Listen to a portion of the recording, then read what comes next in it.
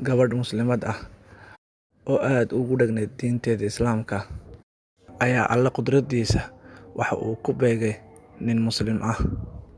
Markii ay soo dhammaatay xafladdii arooskooda, waxa ay labada caruus soo galeen qolkooda. Gabadhiina waxay u soo diyaarisay ninkeeda cashadii, waxa ayna ku kulmeen miiska cashada. Si kedis ah ayay labaduba waxay u maqleen garaaca albaabka.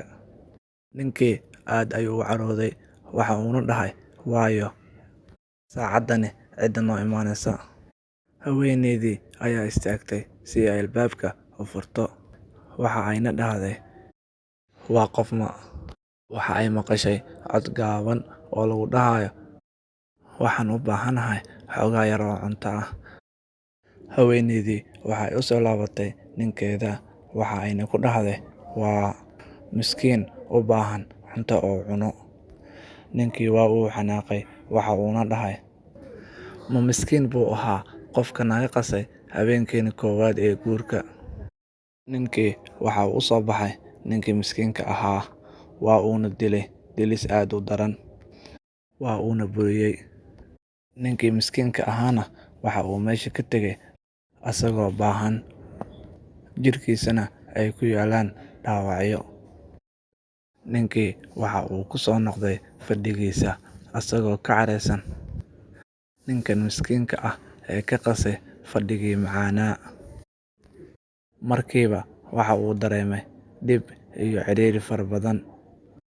Waxa uuna guriga ka baxay asagoo qaylinaya, aadna u caraysan. Waxa uu ka tagay xaaskiisa oo ka naxsan xaaladda uu ku sugan yahay ninkeeda, kaas oo ka tagay habeenkii koowaad ee arooskooda. Gabadhani waa ay samirtay, maadaama ay ahayd qof Ilaahay taqaana, waxayna ku ajar xisaabsatay Ilaahay agtiisa. Waxa ayna xaaladdaasi ku jirtay 15 sano. Dhacdadaas iyo sanadadaas kadib, waxaa soo doontay nin Muslim ah. Waa ay ogolaatay, waa uuna dhacay arooskii. Habeenkii koowaad ee arooskooda waxa ay ku kulmeen miiskii cashada. Si kedis ah labaduba waxa ay maqleen garaaca albaabka. Ninkii ayaa ku dhahay xaaskiisa, "Orod oo soo fur albaabka." Haweeneydii waxa ay soo istaagtay albaabka, waxa ayna dhahday, "Yaa taagan albaabka?" Waxa ay maqashay cod hoose oo lagu leeyahay, "Waxaan u baahanahay xoogaa yar oo cunto ah." Waxa ay u soo noqotay ninkeeda, waxa ayna u sheegtay waxa uu doonayo qofka albaabka taagan. Waxa uu kor u soo qaaday cuntadii, waxa uuna ku dhahay, "U geey cashada oo dhan. Waxaadna dhaaftaa inta uu ka dhergayo. Annagana waxaan cuni doonaa hambadiisa." Haweeneydii waa ay soo baxday, waxayna cuntadii u keentay ninkii. Waxa ayna u soo noqotay ninkeeda iyadoo oynaysa. Waa uu weydiiyey, "Maxaa kugu dhacay? Maxaad la oynaysaa? Maxaa kugu dhacay? Ninkan miyaa kugu khaldamay?"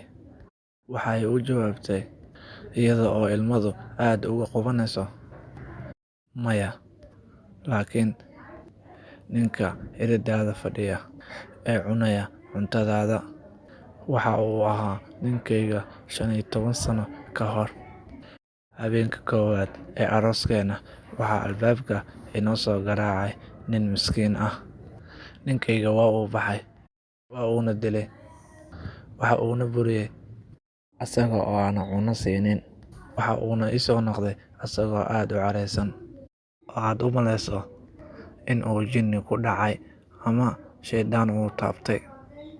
Waxa uuna baxay asagoo wareersan oo aanan ogeyn meesha uu aadayo. Dibna uma arag maanta mooyaane, isaga oo dadka dawarsanaya." Ninkii ayaa ilmeeyay. Xaaskiisii ayaa ku dhahday, "Maxaad la oynaysaa?" Waxa uu ku yidhi, "Ma garanaysaa ninkaas oo uu garaacay ninkaaga? Waa aniga."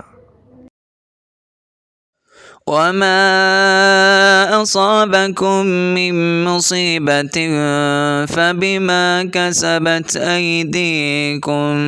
فبما كسبت أيديكم ويعفو عن كثير. وما أنتم بمعجزين في الأرض وما لكم من دون الله من ولي ولا نصير. haddaba daawade haddii aad ka heshay muuqaalkan fadlan sabskaraib saar si aan u soo badino muuqaalada noocan oo kale ah. mahadsanid.